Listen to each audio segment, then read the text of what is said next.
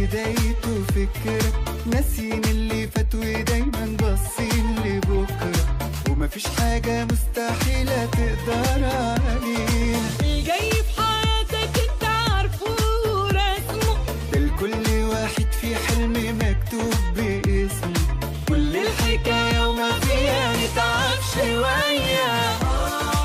امسك في حلمك وخليك وراه، كلمة ده صعب ولا يمكن ولا إياك في لحظة تقولها وبكرة يجي وشايل معاه فرحة وضحكة ودنيا وحياة، والسكة هنكملها.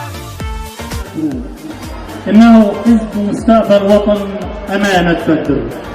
شكرا للسيد أمين قسم بدر بحزب مستقبل وطن الأستاذ محمد الزعيم.